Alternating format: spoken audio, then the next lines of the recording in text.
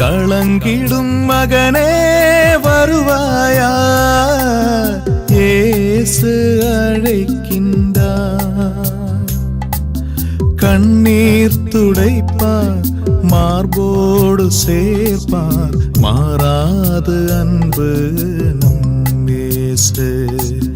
கண்ணீர் துடைப்பார், மார்போடு சேர்ப்பார், மாறாது அன்பு நம் இயேசு.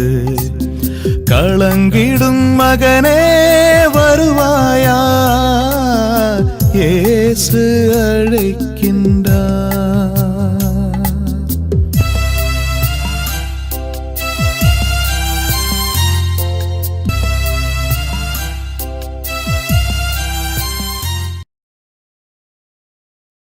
இயேசு கிறிஸ்துக்குள் பிரியமானவர்களே, ஆண்டவராய் இயேசு கிறிஸ்துவின் பரிசுத்தமுள்ள திருப்பெயரிலே நல்வாழ்த்துக்கள், நல்வாழ்த்துக்கள். இந்த விடுதலை நேர நிகழ்ச்சி வழியாக உங்களை சந்திப்பதிலே நான் மிகுந்த மகிழ்ச்சி அடைகின்றேன். ஆண்டவர் தந்திருக்கிற ஒரு கிருபை இது, கிருபை இது. அவருக்கு உள்ளத்தின் ஆழத்திலிருந்து நாம் நன்றி செலுத்தணும். நானும் நன்றி செலுத்துகிறேன், நீங்களும் நன்றி செலுத்துங்கள். பிரியமானவர்களே, ஆண்டவராய் கடவுள் நம்மோடு கூட பேசுகிற ஒவ்வொரு வார்த்தையுமே நமக்கு விடுதலை கொடுக்கிறதாக இருக்கிறது, வழி காட்டுவதாக இருக்கிறது, வாழ்வளிப்பதாக இருக்கிறது. பார்க்கணும். அப்படிப்பட்ட உன்னதமான ஆண்டுடைய வார்த்தைகளை கேட்பதற்காக நாம் அமர்ந்திருக்கிறோம். இந்த வேளையிலும் நம்மை ஆண்டவருடைய கரங்களை ஒப்புக்கொடுக்கலாம். அவருடைய வார்த்தைகளை நாம் கேட்டு உள்ளத்திலே உணர்ந்து அது வாழ்வாக்கிக் கொள்வதற்கு அவர் கிருபை பண்ணணும். ஏனென்றால் சரீரத்தில் பலவீனத்தோடு இருக்கிறோம், உலகத்தின் சூழ்நிலையே வாழ்ந்து கொண்டிருக்கிறோம். ஒப்புக்கொடுப்போமா? அன்பின் ஆண்டவரே, இந்த மாலை வேலைக்காய் கோடான கோடி தோத்திரங்களும் துதிகளும் ஆராதனை ஏறெடுக்கிறோம். இந்த மாலை வேலைகளை முற்றிலுமாய் தாழ்த்தி உடைய கரத்தில் ஒப்புக்கொடுக்கிறோம். ஆண்டவரே, உம்முடைய வார்த்தைகளை கேட்டு நாங்கள் வாழ்வாக்கி கொள்ளுவதற்காக உம்முடைய பரிசுத்தமான திருப்பாத்திலே அமர்ந்திருக்கிறோம். ஆண்டவரே, நீர் பேசும். உம்முடைய பிள்ளைகள் நாங்கள் கேட்கிறோம். வாழ்வளிக்கின்ற வார்த்தைகள் நீர் தானே தருகிறேன். உம்முடைய வார்த்தைகளை கேட்பதற்கு அவளோடு கூட அமர்ந்திருக்கிறோம். ஆண்டவரே பேசும், உம்முடைய பிள்ளைகள் கேட்கிறோம். ஆமீன், ஆமீன், ஆமீன். பிரியமானவர்களே, கடந்த நாட்களிலே பெற்றோரும் பிள்ளைகளும் எப்படி இருக்கப்பட வேண்டும் என்கிற ஒரு செய்தியை நாம் கேட்டோம். அநேக பெற்றோர்களுக்கு அது உள்ளம் குத்தப்பட்டதாக அமர்ந்திருக்கிறது. ஆமாம், நான் தவறு செய்துவிட்டேன் என்று அநேகர் தன் உள்ளத்திலே குற்றத்தை ஏற்றுக்கொண்டார்கள். ஏனென்றால் நம்முடைய பிள்ளைகளை வளர்க்க வேண்டிய முறையிலே வளர்க்காமல் போய்விட்டோமே என்று அவர்கள் மனவருந்தியதை நான் கேட்டிருக்கிறேன். அது அவருடைய வாழ்க்கையை கண்ணாடியிலே காட்டுகிறது போல காட்டி கொடுத்ததாகவும் வெளிச்சத்திலே உணர்த்தியது போல உணர்த்தியதாகவும் அவர்களுக்கு இருந்திருக்கிறது. அன்பானவர்களே, நம்மை படைத்தவரும் பராமரித்தவருமாகிய ஆண்டவர் நாம் எல்லோரும் நலமாக இருக்கப்பட வேண்டும். தனிப்பட்ட வாழ்க்கையிலே நலமாக இருக்கப்பட வேண்டும், குடும்ப வாழ்க்கையிலே நலமாக இருக்கப்பட வேண்டும் என்று தான் அவர் விரும்புகிறார். எனவே தான் நம்மோடு கூட மகனே மகளே என்று பேசிக்கொண்டே இருக்கிறார். அவருடைய வார்த்தையை கேட்ட பெற்றோர்களாகிய நாம் ஒவ்வொருவருமே நம்முடைய வாழ்வை மாற்றிக்கொள்வோம். அவர் மட்டுமல்ல, கேட்டுக்கொண்டு வருகால சந்ததிகள் கூட நீங்கள் எதிர்காலத்தில் இப்படித்தான் வாழ வேண்டும் என்று உங்களை கடந்து வாருங்கள். பெற்றோரும் பிள்ளைகளும் என்பதை குறித்து நாம் பார்த்தோம். அதை பார்க்கும்போது நிறைய சொல்ல வேண்டியது இருக்கிறது. ஆனாலும் கூட நேரத்தை நான் குறிக்கிறதுக்காக இந்த நாட்களிலே பிள்ளைகளும் பெற்றோரும் எப்படி இருக்கப்பட வேண்டும் என்பதை குறித்து நாம் இந்த வேளையிலே சிந்திக்க இருக்கிறோம். பெற்றோரும் பிள்ளைகளும் அது கேட்டோம், நிறைய இருக்கிறது. சாட்சிய வாழ்வில் இருக்கிறது, முடிந்தது. இப்பொழுது பிள்ளைகளும் பெற்றோரும் எப்படி இருக்கப்பட வேண்டும் என்கிறதை கருத்து நாம் பார்க்கிற பொழுது, என் அன்பானவர்களே, நமக்கு கடவுள் கொடுத்த 10 கட்டளை உண்டு.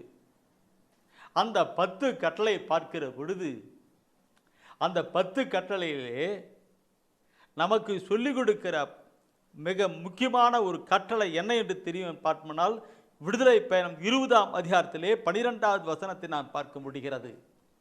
உன் கடவுளாகிய ஆண்டவர் உனக்கு அளிக்கும் நாட்டில் உன் வாழ்நாள்கள் நீடிக்கும்படி உன் தந்தையையும் உன் தாயையும் மதித்து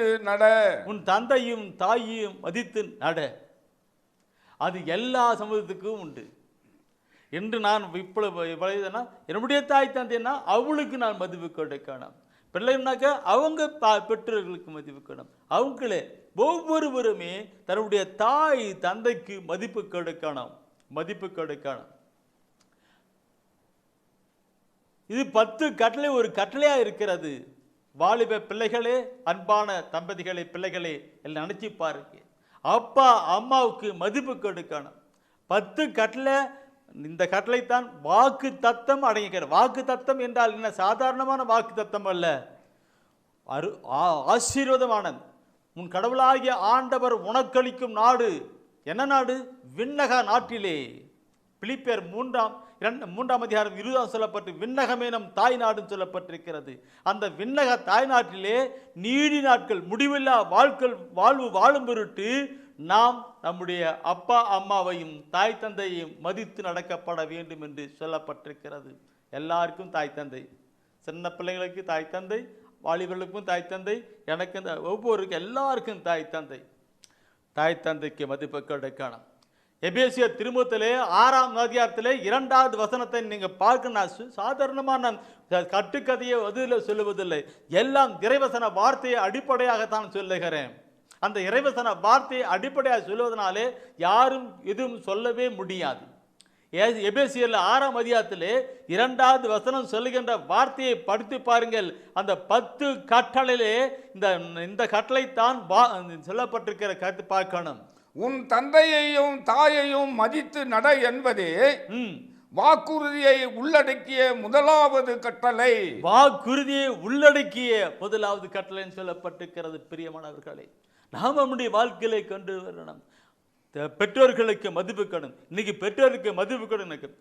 என் அன்பானவர்களே, நான் இந்த ஊழியத்தின் பாதையில் அநேக பெற்றோர்களை சந்திக்கிறேன், வாலிப பிள்ளைகளை சந்திக்கிறேன், எளிய பிள்ளைகளை சந்திக்கிறேன். நான் கேரளாவிலே நியூ ஜெருசலேம் என்ற ஜெருசலேம் தியானத்திலே அங்கே தியானம் கொடுத்துட்டு இருந்தேன். நான் தற்போது தருமபுரியிலே கார்மேல் தியான ஆசிரமத்திலே அங்கே தியானம் கொடுத்து கொண்டிருக்கிறான். தந்தையர்களோடு கூட இணைந்து நற்செய்தியை அறிவித்துக் கொண்டிருக்கிறேன். அங்கே வருகிற பொழுது நான் சொல்லுகிற கருத்து இதுதான். பெற்றோர்களுக்கு பிள்ளைகளுக்கு கடும் மதிப்பு கிடைக்கும். அந்த நிலையை கொண்டு வரணும். 10 கட்டளையில் ஒன்று கொண்டு வரணும். அப்பா அம்மா அவங்க படிப்பறிவு இல்லாதவர்கள். அந்த காலத்தில் படிப்பறிவு இல்லாதவர்கள். எதுவும் நம்முடைய பிள்ளைகளாவது நன்றாக படித்து முன்னுக்கு வரட்டும் என்று கஷ்டப்பட்டு கூலி வேலை செய்து விவசாயம் செய்து ஏதோ ஒரு கஷ்டப்பட்டு தன்னுடைய பிள்ளைகளை அப்படியே படிக்க வைக்கிறார்கள். வழித்து போயிட்டு இருக்கிறாங்க. நல்ல டிகிரி காலேஜில் படிக்க வைக்கிறாங்க. படிக்க வைக்கிற நிலையில் பார்க்க பொழுது என் அன்பானவர்களை நான் உணர்ந்த சம்பவத்தை நான் சொல்லுகிறேன். பெற்றோர்கள் தன்னுடைய பிள்ளைகளுக்கு சொல்லுவாங்க. ஒரு உதாரணமாக பெண் பிள்ளைக்கு சொல்லுவாங்கன்னு வச்சுக்கிறீங்களே, உதாரணத்துக்கு பெண் பிள்ளைக்கு சொல்லுவாங்க, கண்ணு பஸ்ஸில் போகிறோமா ஜாகிரதி, பையெல்லாம் ஜாகிரதியுமா, போனெல்லாம் ஜாகிரதியுமா, பர்ஸெல்லாம் ஜாகிரதியுமா, உன்னை யார் பக்கம் உட்காரம் பார்த்துக்குமா, போகும்போது ஜாகிரதை போமா என்று சில புத்திமதிகளை பெற்றோர்கள் கண்டிப்பாக சொல்லியே தருவார்கள். ஏன்னா அது பாசத்தில் உணர்விலே வருகின்ற வார்த்தை. பெண் பிள்ளைகளாகட்டும் பெற்றோர் பெரிய பிள்ளைகளாகட்டும் சொல்லுவாங்க. பெற்றோர்கள் தன்னுடைய பிள்ளைகளுக்கு அறிவுரை கூறியே தருவார்கள். அப்படி அறிவுரை கூறுகிற பொழுது என் அன்பானவர்களே, இந்த பிள்ளைகள் இருக்கிறாங்களே, அந்த பிள்ளைகள் அப்பா அம்மாவுக்கு என்ன அர்த்தம்? போதும், எல்லாம் மூடுங்க, எனக்கு எல்லாம் தெரியும். எப்படி பிஸ்ஸு பஸ்ஸு அப்படி கைப்பானுங்க. பார்த்துருக்கீங்களா? அப்படி யாராவது நீங்க அப்பா அம்மா அறிவுரை சொல்லுகிற பொழுது போதும் நிறுத்து, பெருசு போதும் நிறுத்து, எல்லாம் எனக்கு தெரியும், எல்லாம் எனக்கு தெரியும். நீங்க படிச்சு பெரிய ஆளாக இருக்கலாம், நீ படிச்சுட்டு கலெக்டரா இருக்கலாம், ஆனால் பெற்ற அம்மாவுக்கு நீ பிள்ளைத்தான். அந்த அம்மாவுக்கு மதிப்பு கொடுத்தே தீரணும். நீ படிச்சுட்டு பெரிய டாக்டரா இருக்கலாம், பெரிய நிலையில வந்திருக்கலாம், ஆனால் அம்மாவுக்கு அப்பாவுக்கு பிள்ளைத்தான். நீங்க அவங்களுக்கு மதிப்பு கொடுத்தே தீரணும். இன்னைக்கு நிறைய இடத்துல அப்படி கொடுக்கறது இல்லை. சில இடத்துல பார்க்கிற பொழுது இந்த பெற்றோர்கள் பிள்ளைகள் பார்க்கும் நிறைய நான் சொல்ல இருக்கும். அன்பானவர்களே, இந்த கருத்தை நான் சொல்லுகிற பொழுது நிறைய சொல்லணும், தூயான் உணர்த்திக்கிட்டே இருக்கிறார். அந்த கருத்தை நான் சொல்லணுக்கு நிறைய இருக்கும். நான் சொல்லணும் பிரியமானவர்களே, லேவியர் புத்தகத்திலே 19ஆம் அதிகாரத்திலே 3வது வசனத்தை நீ படித்து பாருங்க. லேவியர் புத்தகத்திலே 19ஆம் அதிகாரத்திலே 3வது வசனம் ஒரு கருத்து சொல்லப்பட்டிருக்கு. அதுல சொல்லுவாரு, நீங்கள் ஒவ்வொருவரும் உங்கள் தாய் தந்தைக்கு அஞ்சுங்கள். நீங்கள் ஒவ்வொருவரும் உங்கள் தாய் தந்தைக்கு அஞ்சுங்கள் என்று சொல்லப்பட்டிருக்கிறது. என் அன்பானவர்களே, பெற்றோர்கள் பிள்ளைகள் பெற்றோர்களுக்கு மதிப்பு கொடுக்கணும் என்று சொல்லுகிற பொழுது எந்த நிலை பார்க்கணும். நான் சில வேளையிலே குடும்பத்து கருத்து செய்தி கொடுக்கிற பொழுது சொல்லுவேன், சகோதரிமார்களுக்கு சொல்லுவேன், சகோதரிகளே, நீங்கள் திருமணம் ஆகிவிட்டு நீங்கள் உங்களுடைய கணவன் வீட்டுக்கு போகிறீர்கள். கணவன் வீட்டுக்கு போகிற பொழுது அங்கே இருக்கிற மாமனார் மாமியார் உங்களை என்ன என்று கூப்பிடுகிறார்கள்? என்னைக்கு கூப்பிடுகிறார்கள்? மருமகளே என்று கூப்பிடுகிறார்கள். மருமகளே என்று கூப்பிட்டால் அவர் உங்களுக்கு தாய் தகப்பன் மாதிரி இல்லையா? அவர்களுக்கு நீங்க மதிப்பு கொடுக்கணும். அப்படி மதிப்பு கொடுக்காத பொழுது இந்த 10 கட்டளையில் ஒரு கட்டளை நீங்கள் மீறுவதாக இருக்கிறது. இன்னைக்கு பார்க்கறது, புருஷ வீட்டுக்கு போன உடனே அங்கே மாமனார் மாமியாருக்கு சரியான மதிப்பு கொடுக்கறது இல்லை, கவனிக்கிறது இல்லை. அதனால அவர்கள் வருத்தப்பட்டு வேலைப்பட்டு போயிடுவாங்க. அவங்க பேச்சை, பொண்டாட்டியுடைய மனைவி பேச்சை கேட்டு பிள்ளைகளும் சரியாக கவனிப்பதில்லை, மருந்து மாத்திரை வாங்கி கொடுப்பதில்லை, மைதான காலத்திலே அவர்களை பராமரிப்பதில்லை. இருக்கா இல்லையா? நாம் பார்க்கணும். அன்னைக்கு ஏவாளுடைய பேச்சை கேட்டு ஆதாம் பழத்தை தின்னு ஆசிரியத்திலிருந்து, அதே போலத்தான் இன்று மனைவருடைய பேச்சை கேட்டு தாய் தந்தைக்கு உண்ண கொடுப்பதில்லை, உடுக்க கொடுப்பதில்லை, மருந்து மாத்திரை கொடுப்பதில்லை, அவர்களை தனியாக விட்டுருக்காள். எப்படி? இங்கேயும் அடி.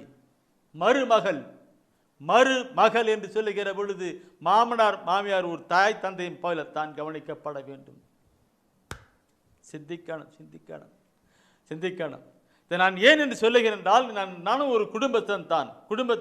இந்த விவிலியத்தை நான் படிக்கிற பொழுது நம்முடைய சமூகத்தை நான் பார்க்கிறேன், நம் சமுதாயத்தில் வாழ்கிற மக்களை பார்க்கிறேன். அதனால் தான் உள்ளத்தில் உணர்ந்து நான் இந்த கருத்துக்களை நான் சொல்லுகிறேன். பிள்ளைகள் பெற்றோர்களுக்கு மதிப்பு கொடுக்கணும், அவர்களை கனப்படுத்தணும். அது 10 கட்டளை வாக்கு தத்துவம் அடங்கிய கட்டளை இருக்கிறது. தொடர்ந்து நாம் படிக்கலாம். இனச்சட்டம் இதில் 27ஆம் அதிகாரத்திலே 16வது வசனத்தை, இனச்சட்டம் 27 16ஆம் வசனத்தை எடுத்து படித்து பாருங்கள். அதிலே சொல்லுகிற வார்த்தையை பார்க்கணும். என்ன சொன்ன வார்த்தை தான் அதில் கொண்டு வருகிறார் பாருங்கள். தம் தந்தையையோ தாயையோ பழிக்கிறவர் சபிக்கப்படட்டும். பாருங்க, உடனே மக்கள் அனைவரும் அப்படியே ஆகட்டும் என்பர். அப்படியே ஆகட்டும் என்று வார்த்தையை கேட்கணும்னு சகோதரர் எடுத்து அந்த கண்டினியூ படிச்சு முடிச்சாரு பாருங்க. அப்படியே ஆகட்டும் சொல்லுகிறாங்க. இன்னைக்கு தன் தந்தையோ தாயையோ பழிக்கிறவர்கள் சபிக்கப்படுவதாக சொல்ல எல்லா மக்களும் ஆமேன் அப்படியே ஆகட்டும் சொல்லுகிறாங்க. நாம் சொல்லுகிறோம் இல்லைங்களா? என் அன்பான சகோதரர்களே, தாய் தந்தையை மாமனார் மாமியாரை பழிக்கிறவர்கள் அவர்களை கேவலப்படுத்துகிறவர்கள், அசட்டுப்படுத்துகிறவர்கள் சபிக்கப்படுவார்களாக என்று சொல்லப்படுது. ஆமேன்னு சொல்லப்பட்டிருக்கிறது. அப்படியே ஆகட்டும் என்று சொல்லப்பட்டிருக்கிறது. சிந்திக்கணும் என்று பிள்ளைகள் அப்படியே பெற்றோர்களை கவனிப்பதில்லை.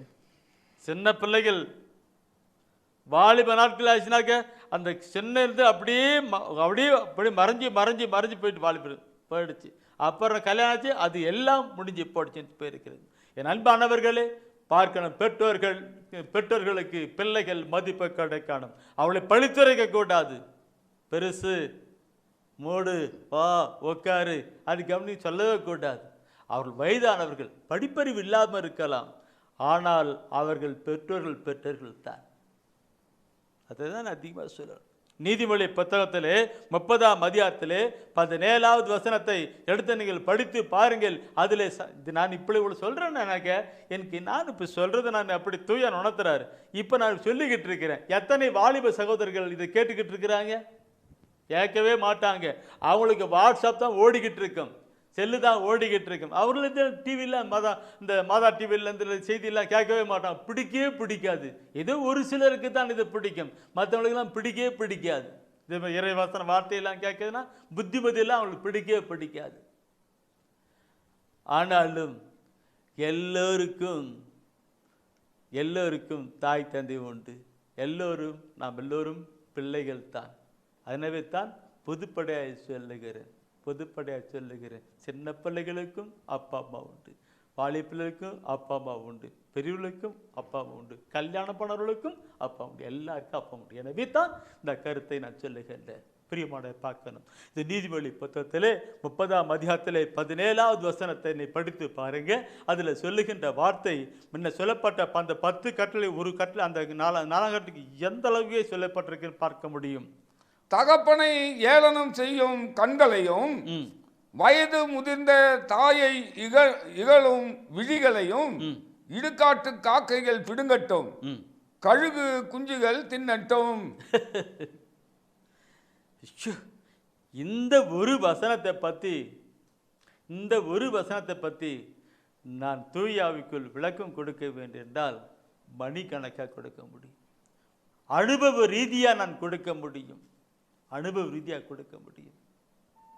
என் அன்பானவர்களே, பைபிளில் ஆண்டவராய் கடவுள் சொல்லப்பட்ட வார்த்தை ஒரு வசன வார்த்தையும் வீணானதல்ல, அது உண்மை உள்ளது. இதன் வாழ்க்கையில் அனுபவித்திருக்கின்றேன் என்றால் நான் சொல்லுகிற கருத்தை கேளுங்க. எங்கள் ஊரில் எங்களுடைய ஊருக்கு பக்கத்தில் ஒரு அந்த கிராமம், அது சின்ன கிராமம் தான். அது இருக்கும் எங்கள் கிராமத்துக்கு பக்கம் அதுக்கு ஒரு கிராமம், சின்ன கிராமம். அங்கே கொஞ்சம் குடும்பம் தான். அதில் அந்த அவன் மகன் கொஞ்சம் படித்து வந்தான். அதோடு மட்டுமல்ல, தானுங்கிற கர்வம் உடையவன், செலுத்துள்ள எல்லா நிலையில உள்ளவன். அப்பா அம்மாவை ஒரு இகழ்ச்சியாக அவங்கள ஒரு தனிமான நிலையில் அனுப்பிட்டான். அதாவது சொல்ல நிறைய இருக்கான், தனிமாட்டான். என் அன்பானவர்களே, இந்த வசனத்தின் படியாகவே நடந்ததை என் கண்ணாலே கண்டேன். ஆனால் அந்த பறவைகளை கழுகுலன்னு மறி என்று வரல. அப்போ இவன் போயிட்டான், தனியாக இருக்கிறான். அப்பாட்டு எங்கே போகிறான், எங்கே வரான், எந்த ஊருக்கு போகிறான், எங்கே வரான்ட்டு அவங்க அப்பா அம்மாவுக்கு தெரியவே தெரியாது. எங்கேயோ போயிருக்கிறான், ஆளை காணோம். இவன் தனி வீட்டில் தான் இருக்கா. போயிட்டு ஒரு நாள் செய்தி வருகிறது, ஒரு போட்டோ படத்தோடு கூட பேப்பரில் வருகிறது. இப்படிப்பட்ட ஒரு மனிதன் இறந்து ஆக்சிடென்ட் ஆகிட்டு கீழே இறந்து போயிட்டு இருந்தார்கள். இறந்து 4 நாட்கள் ஆகிறது. அவர் யார் என்று அடையாளம் கண்டுபிடிக்க முடியவில்லை என்று எல்லாம் போய் பார்த்தனாக்க இரும்பு எல்லாம் போட்டு அது கண்ணுகள் எல்லாம் பிடிக்கிட்டு அப்படி எல்லாம் காலிகள் இருந்தது. எப்படி இருந்தான், யார் அடித்தான்னு, எத்தில் அடித்தான்னு தெரியாது. என் அன்பானவர்களே, வார்த்தை சொல்லுகிறது, தகப்பனையும் ஏளனம் செய்யும் கண்களையும் வயது முதிர்ந்த தாயை இகழும் விழிகளும் என்னது இடுகாட்டு காக்கையும் பிடுங்கட்டும். கடவுள் சபிக்கப்படுவானாக சொல்லப்பட்ட வார்த்தையின்படியாக சபிக்கிறது. இதை கேட்டுக்கொண்டிருக்கிற அன்பான சகோதரமே, நம்முடைய அப்பா அம்மாவுக்கு நாம் மதிப்பு கொடுத்து கவனம் பண்ணி அவள் பாதுகாத்து பண்ணணும். அன்னையும் பிதாவும் முன்னறி தெய்வம் என்று சொல்லுகிறார்கள் பழமொழி பார்க்கிறோம். அன்னையும் பிதாவும் முன்னறி தெய்வம் இருக்கு. அப்போ அப்பா அம்மாவுக்கு நாம் மதிப்பு கொடுக்கணும். மதிப்பு கொடுக்கிற பொழுது நாம் கடவுளுடைய ஆசீர்வாதத்தை பெற்றுக்கொள்கிற வாக்குத்தத்தம் அடங்கிய ஆசீர்வாதத்தை பெற்றுக்கொள்கிற பிள்ளைகளாக இருக்க முடியும். எனவே தான் இந்த கருத்தில் ஒவ்வொன்று நாம் பார்க்கிற பொழுது மத்தேயு 15ஆம் அதிகாரத்திலே 4 முதல் 6 வசனத்தை நீ படிக்கிற பொழுது அந்த 4ஆம் வசனம் ஒரு கருத்தை சொல்லியிருக்கும். நீங்கள் படிக்கிற பாருங்க, குறிச்சுக்கிடுங்க, ஃபஸ்ட்டு குறிச்சுக்கிடுங்க, எல்லாம் குறிக்கிறீங்க, வாழ்த்துக்கள். மத்தேயு 15ஆம் அதிகாரத்திலே 4வது வசனம் முதல்ல படிங்க, அப்புறம் 6வது வசனத்தை படிக்கலாம். கடவுள் உன் தந்தையையும் தாயையும் மதித்து நட என்றும் தந்தையையோ தாயையோ சபிப்போர் கொல்லப்பட வேண்டும் என்றும் உரைத்திருக்கிறார். பாருங்கள், முன்ன சொல்லப்பட்ட நீதிமொழி புத்தகத்தினுடைய வாக்கு இங்க என்ன சொல்லுகிறது பாருங்கள். சபிக்கப்படுவான், சபிக்கப்படுவான். இன்னைக்கு நிறைய பேர் சபிக்கப்பட்டவர்களாக வாழ்ந்து கொண்டிருக்கிறார்கள். வசனம் சபிக்கப்பட்டவர்களாக வாழ்ந்து கொண்டிருக்கிறார்கள். அப்பா அம்மாவுக்கு கஞ்சி ஊத்தாதவர்கள், அவர்களை பராமரிக்காதவர்கள், அவர்களுக்கு கவனிப்பிலை கொண்டு வராதவர்கள் எல்லாம் சபிக்கப்பட்டவர்களாக இருக்கிறார்கள். நான் ஒன்று சொல்லணும்,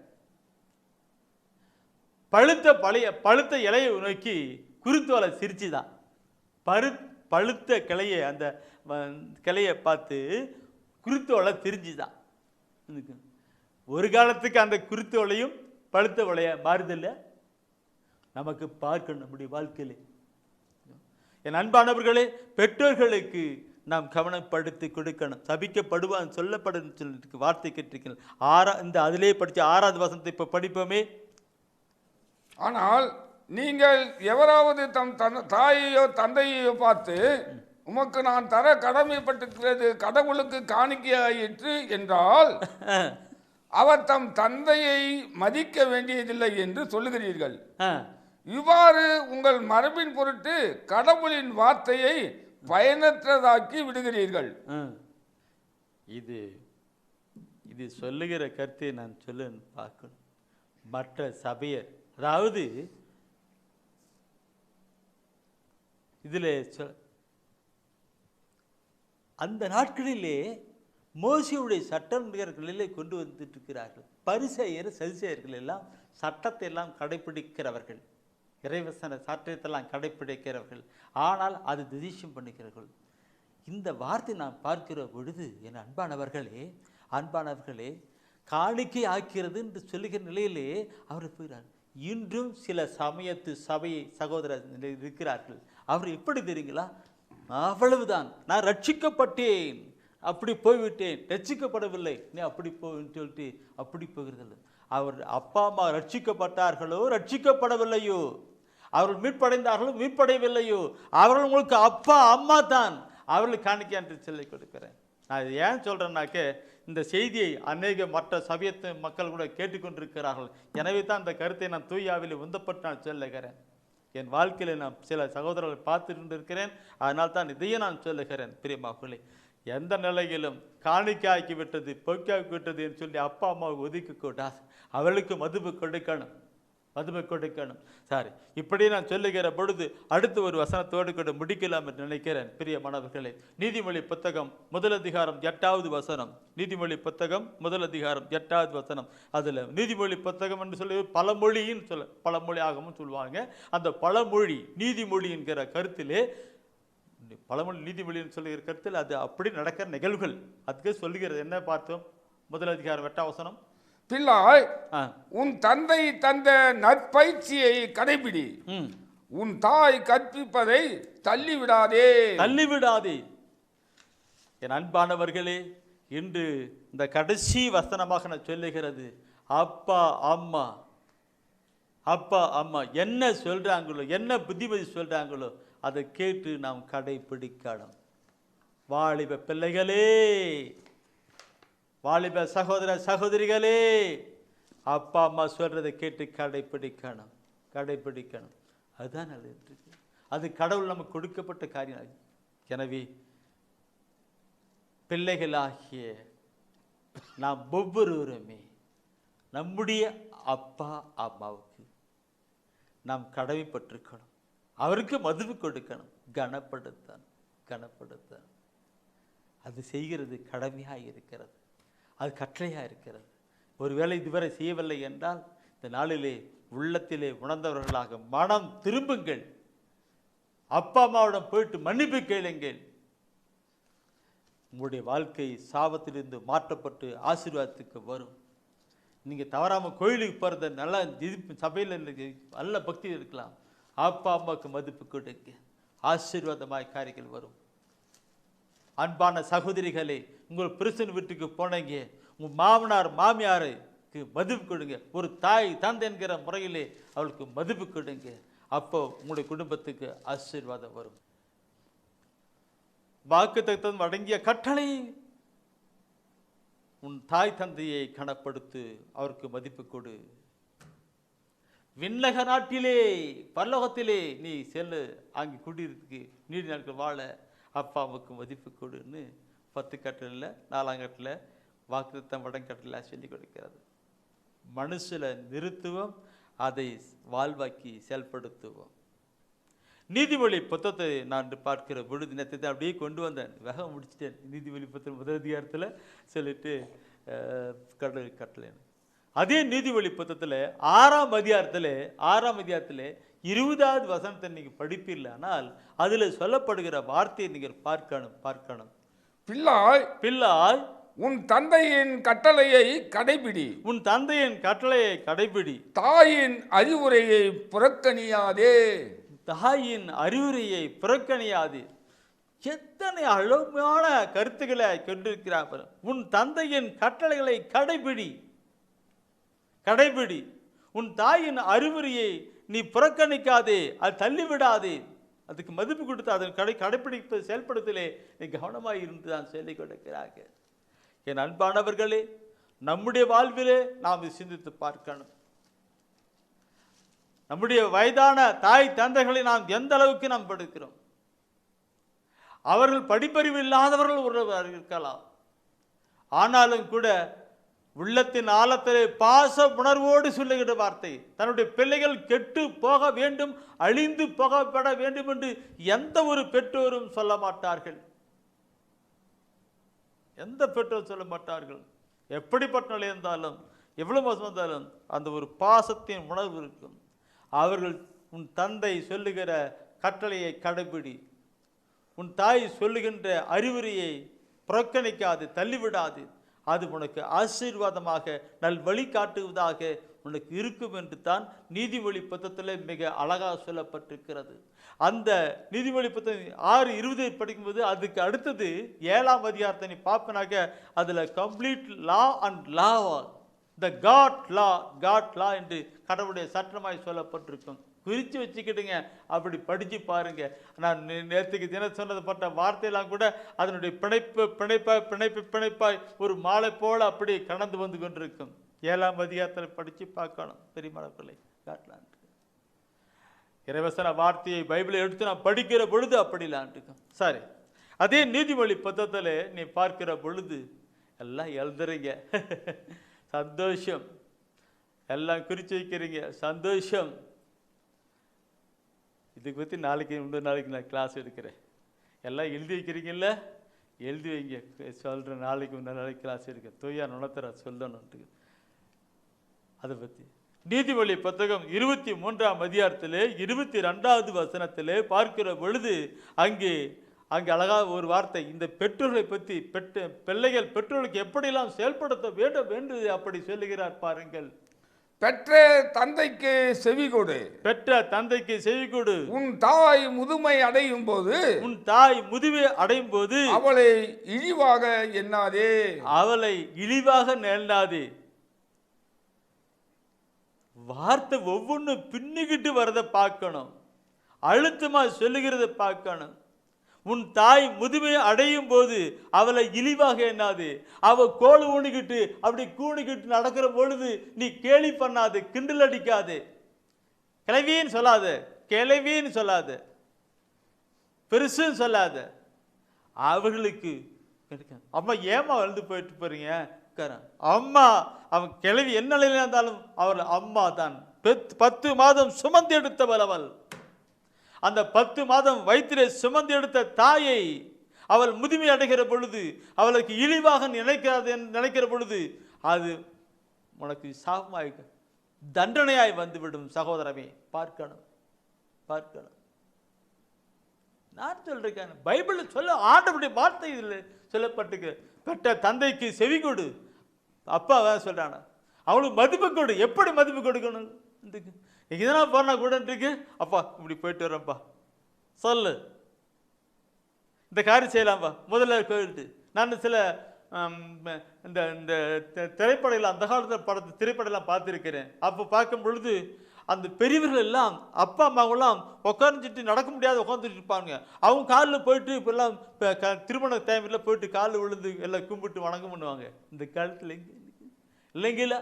பெற்றோர்களுக்கு மதிப்பு கொடுக்கணும். பெற்ற தந்தைக்கு செவி கொடு. உன் தாய் முதுமை அடைகிற பொழுது அவளை இழிவாக நீ எண்ணாதே என்று மிக அச்சுறுத்தலான ஒரு வார்த்தையை சொல்லிக் கொடுக்கிறது. பிரியமானவர்களே, உங்கள் மாமியா இருக்கலாம், சகோதரியே உங்களுடைய மாமியா வயசான கிளவியா இருக்கலாம், அப்படி போயிருக்கலாம், அவளால் உனக்கு பிரச்சனை இருக்கலாம், அது தண்ணி குடிக்கிற கஷ்டம் இருக்கலாம்.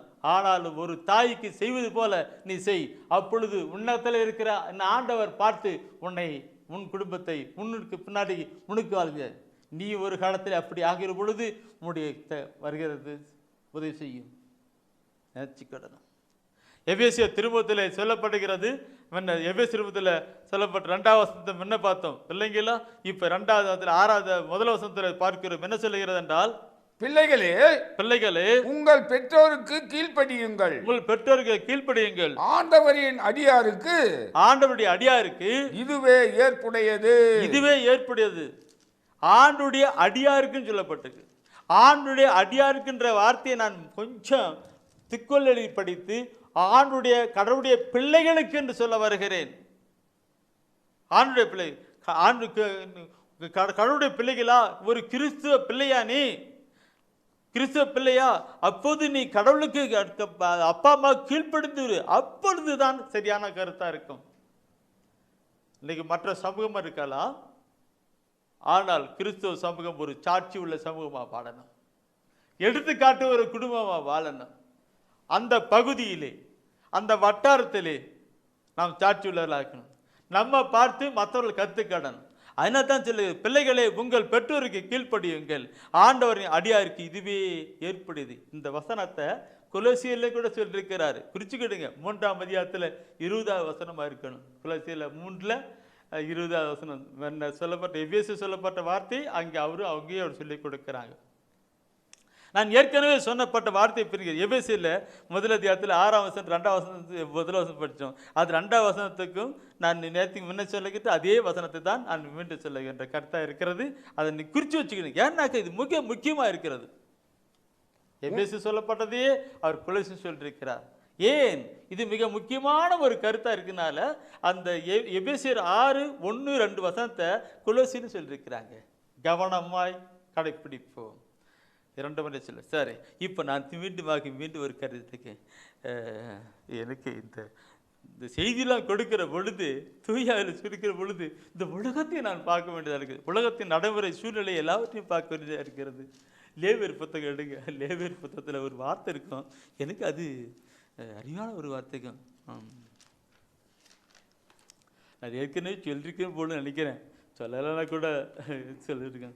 லேவியர் புத்தகத்தில் 19ஆம் அதிகாரத்தில் 32வது வசனம். லேவியர் 19:32 வசனம். நடை திரண்டவருக்கு முன் எழுந்து நில், முதிர்ந்தவர் முகத்தை மதித்து நட, உன் கடவுளுக்கு அஞ்சி வாழ், நானே ஆண்டவர்.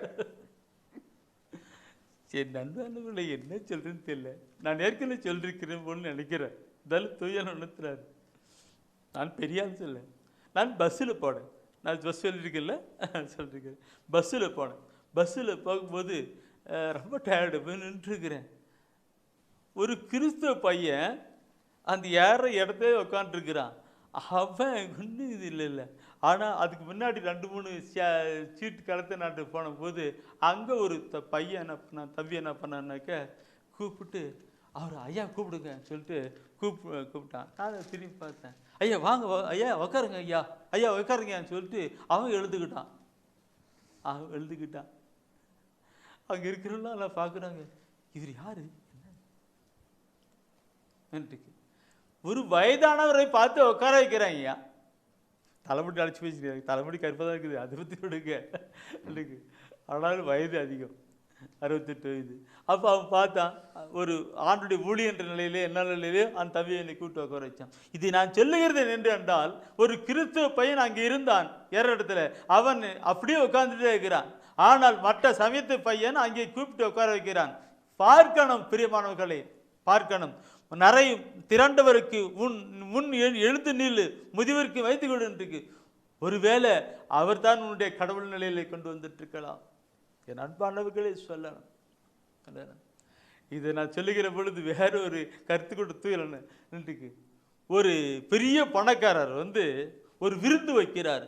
விருந்து வைக்கிற பொழுது அங்கே அந்த ஊரில் இருக்கிற ஒரு பக்திமான் ஒருத்தர் முனிவர் வச்சுக்கிட்ட அவர் கூப்பிடுறாங்க, நீங்கள் எங்கள் விருந்துக்கு வரணும்னு சொல்லிட்டு. ஒரு ஊழிக்காரர் வச்சுங்க, அதில் அருத்தந்தையரை வச்சுங்க, வேற யாரும் வச்சுக்கிடுங்களே, அதை வச்சுக்கிடுங்க. அவர் கூப்பிடுறாங்க, சரி அவரும் வரேன்னு சொல்லிட்டுன்றார். ஆனால் அந்த ஃபங்க்ஷன் நேரம் அடிச்சிச்சு, வரவே இல்லை. அங்கே வேற ஒருத்தர் மாறு இடத்துல அங்கே வர மாதிரி கிழவன் இருக்கிறார். பிச்சைக்காரரா வேற இருக்கிறார். யோ போயா வரோம் வரான் அப்படி இருக்குங்க. அப்புறமேல வரலன்ட்டு அந்த பெரிய பணக்கார வயது போயிட்டு வருத்தப்பட்டிருக்கிறார். அப்புறம் கேட்கும் பொழுது, ஐயா நீங்கள் வரனீங்களே, வரவே இல்லை, நீங்கள் வரனீங்களே, முழுக்கா நான் வெயிட் பண்ண வரவே இல்லைன்ட்டுக்கு. அப்போ அவர் சொன்னார், அன்றைக்கு நான் வந்தேன், நீ தாண்டா போடா கிளவா, போய் தூரம் உட்காரடா, பிச்சைக்கார பையான்னு சொல்லிட்டு தூரம் நீ இழிவாக பேசி தள்ளிட்டீங்க, நான் அப்படி போயிட்டேன்.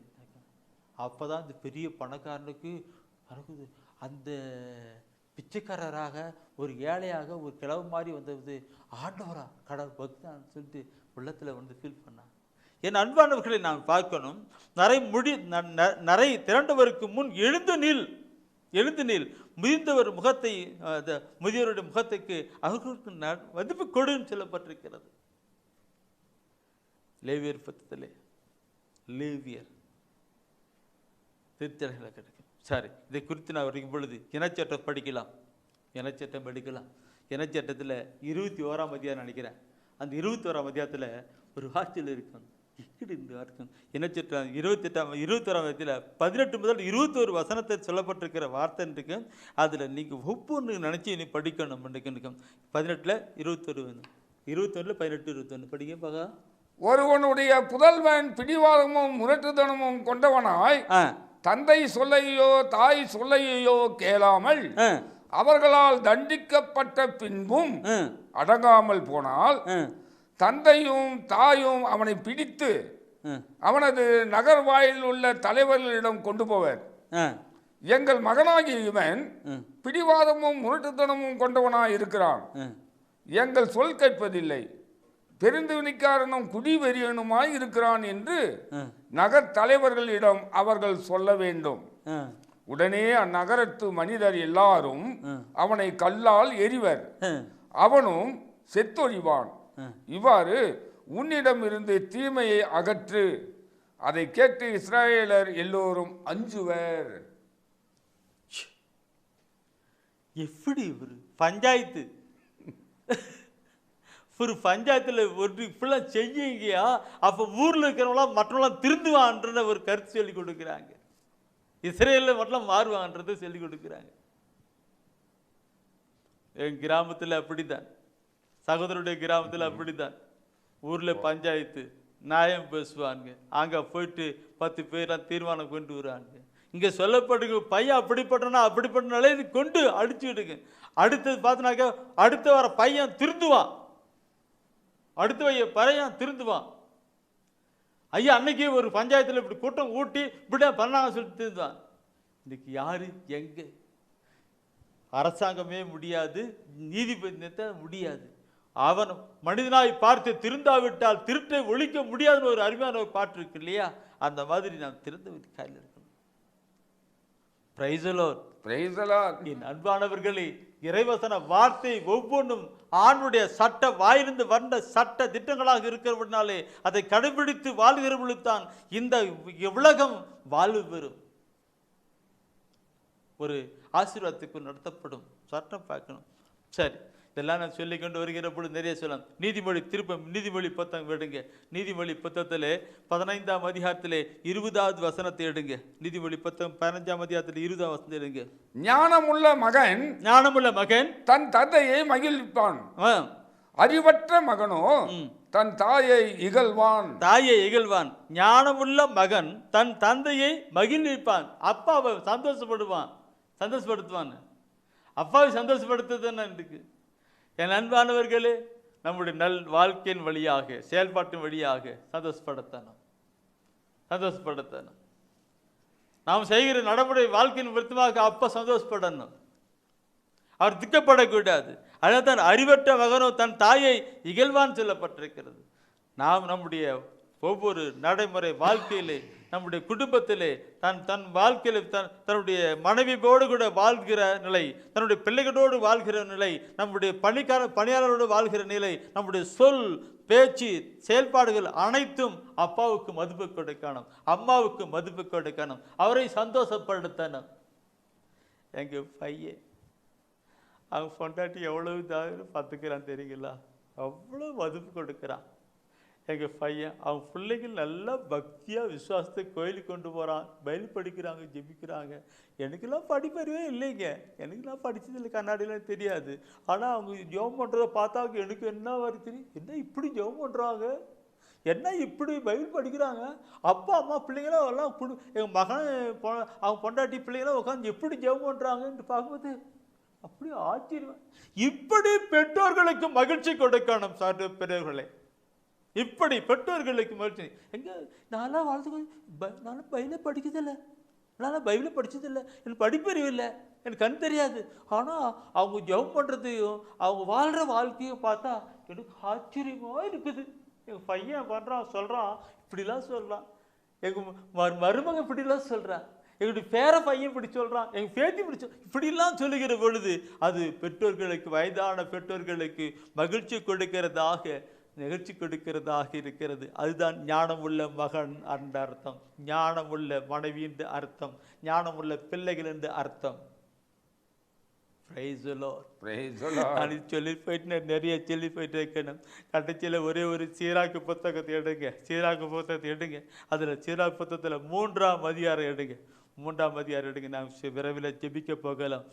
3ஆம் அதிகாரத்தை எடுத்துட்டு அதில் நீ பார்ப்பீனாக்க பிள்ளைகள் பெற்றோருக்கு எப்படியெல்லாம் மதிப்பு கொடுக்கணுங்கிற தன்மையை அப்படியே முதல்ல 3ஆம் அதிகாரத்தில் 1லிருந்து 16 வசனத்தில் அப்படியே புட்டு வைக்கிறார்.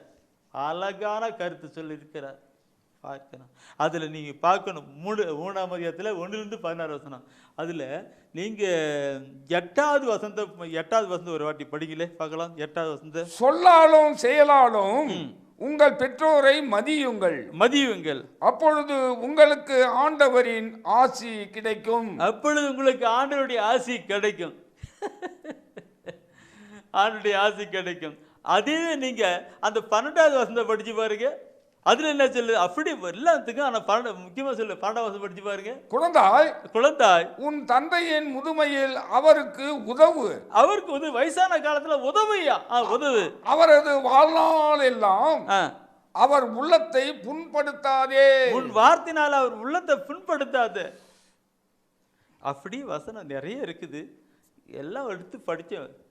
சீராக் புத்தகத்தில் 3ஆம் அதிகாரத்தில் 1லிருந்து 16 வசனத்தை படித்தோம். அல்லது 8 தான் படித்தோம். என்ன ஆண்டவர்களே, இப்படியெல்லாம் ஆண்டுடைய வார்த்தையை சொல்லி கொண்டிருக்கிற பொழுது மரித்து வீழ்த்து வாழ்ந்து கொண்டு இயேசு நம் அருகிலே இருக்கிறார். அவர் அற்புதங்கள் செய்கிறவர், அதிசயங்கள் செய்கிறவர். இது சொல்லிட்டு அப்படியே போகிறதோடு மட்டுமல்ல, அதை உணர்வோடு கூட கேட்கிற மக்கள் மத்தியிலே அற்புதங்கள் செய்கிறவர், அதிசயங்கள் செய்கிறவர், நோய்களை குணமாக்கிறவர், வியாதிகளை அற்புதப்படுத்த குடும்பத்திலே சந்தோஷம் செய்கிறவர். அப்படிப்பட்ட ஆண்டோடம் கடந்து போகலாம். ஜெபிப்போம். அதிசயங்கள் செய்கிறவர் நம் அருகில் இருக்கிறார், அற்புதங்கள் செய்கிறவர் என்றும் நமக்குள் வசிக்கிறார். அதிசயங்கள் செய்கிறவர் நம் அருகில் இருக்கிறார், அற்புதங்கள் செய்கிறவர் என்றும் நமக்குள் வசிக்கிறார். தண்ணீரை இரத்தமாய் மாற்றினார் அதிசயம். எகிப்து தண்ணீரை இரத்தமாய் மாற்றினார் அதிசயம். வெறும் தண்ணீரை திராட்சை ரசமாய் மாற்றினார் அதிசயம்.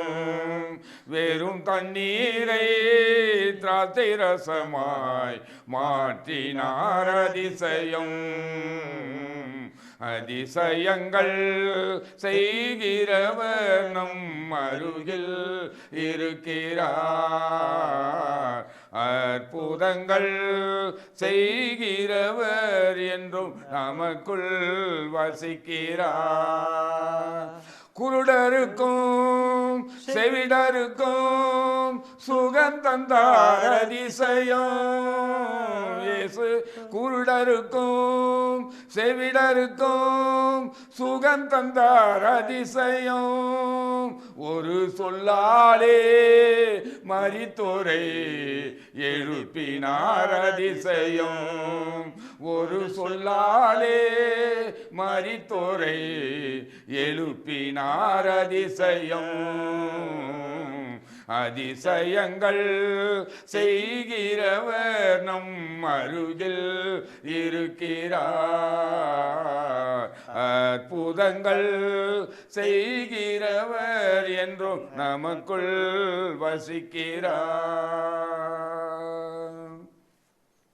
அற்புதங்களும் அதிசயங்களும் செய்கிறவர் நம் அருகில் நம் குடும்பத்தில் என்றும் இருக்கிறார். இதோ நான் உலகம் முடியும் வரை நான் உங்களோடு கூட இருக்கிறேன் என்று சொன்ன ஆண்டவர் நம் குடும்பத்திலே என்னாலும் வாசம் செய்து கொண்டிருக்கிற ஆண்டவர். அற்புதங்களும் அதிசயங்களும் அடையாளங்களும் செய்கிறவர், அமைதியை கொடுக்கிறவர்.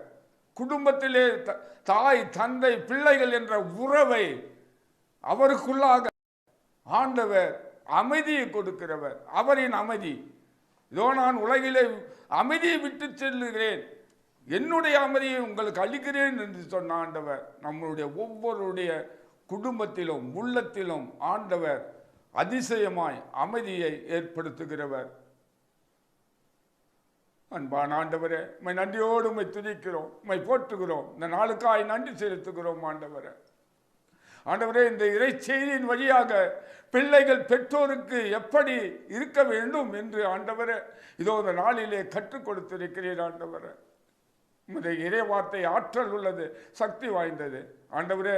இதை கேட்டுக்கொண்டிருக்கிற ஒவ்வொரு குடும்பத்திலும் நீர் விட்டு செல்கிற அமைதி நிலவட்டும் ஆண்டவரே.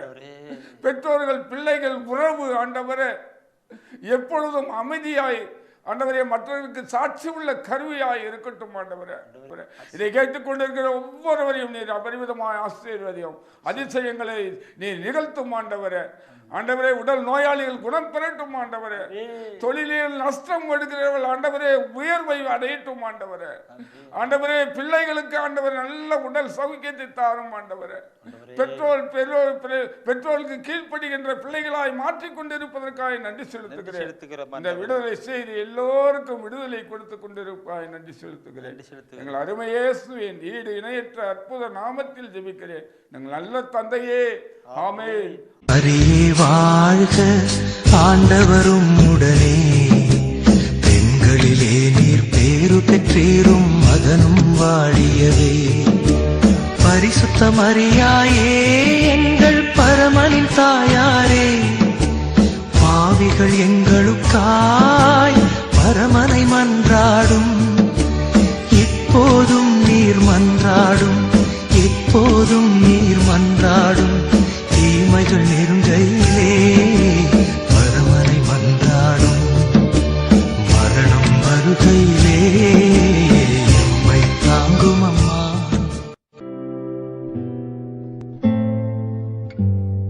தெய்வ ஒளியும் ஒளியும் என்ற மாத இதழ்